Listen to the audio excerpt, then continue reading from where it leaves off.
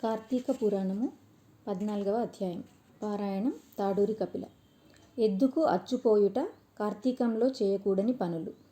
జనక మహారాజా, కార్తీక మాసంలో వృషోత్సర్గం చేయడం చాలా శ్రేష్టము. వృషోత్సర్గం అంటే ఎద్దుకు అచ్చు వేసి విడిచిపెట్టడమే. ఈ విధంగా ఎద్దుని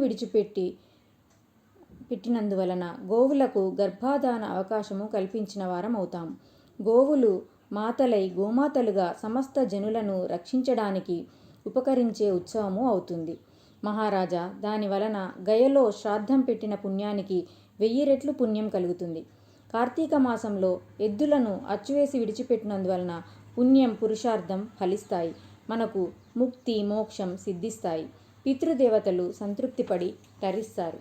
కార్తీక పూర్ణిమ నాడు ఉసిరికాయలను దానం చేస్తే మోక్షం లభిస్తుంది.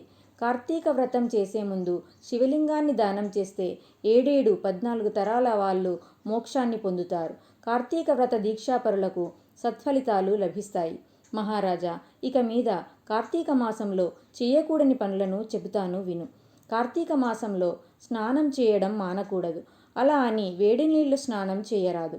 నూనె వ్రాసుకొని తలంటు పోసుకోకూడదు. నువ్వులు దానం తీసుకోకూడదు. పగటిపూట నిద్రపోకూడదు. సంస్కారహీనుడైన వాడి ఇంటిలోనూ కులభ్రష్టుని ఇంటిలోనూ ఆహారం తీసుకోకూడదు. విధవరాలి చేతి భోజనం చేయకూడదు. శ్రాద్ధ భోజనం తినకూడదు. ఏకాదశి నాడు భోజనం చేయకూడదు. పరాయి వారి ఇంటిలో తినకూడదు. నువ్వుల పిండి వెల్లుల్లి తినకూడదు. ఎవరి ఎంగిలి తినకూడదు. కంచు పాత్రలో అన్నం తినకూడదు. దీపారాధన చేసే విషయంలో నిర్లక్ష్యం చేయకూడదు. దేవతారాధన చేసేవారిని ఎగతాళి చేయకూడదు. వ్రతాలు ఆరాధనలు చేసేవారితో వెటకారాలు ఆడకూడదు. వేద శాస్త్రాలను ధర్మశాస్త్రాలను నిందించకూడదు. కార్తీకంలో ఈ నియమాలను పాటించిన వారు శుభాలనే పొందుతారు. గోసంతతిని పెంచే ప్రయత్నం చేయాలని ఈ అధ్యాయం సూచిస్తున్నది. వేద శాస్త్ర పురాణ ఇతిహాసములలో మానవులు చేయవలసిన చేయకూడని పనులు చెప్పబడుతుంటాయి. చెయ్యమని చెప్పిన వాటిని చేయకపోవడము, చేయవద్దని చెప్పిన వాటిని చెయ్యడము రెండూ దోషాలే. రెండింటి వల్ల పాపం సంభవిస్తుంది. కనుక శాస్త్రం చెయ్యమన్న వాటిని చేయడం, వద్దన్న వాటిని మానడం మానవుని ప్రధాన కర్తవ్యం.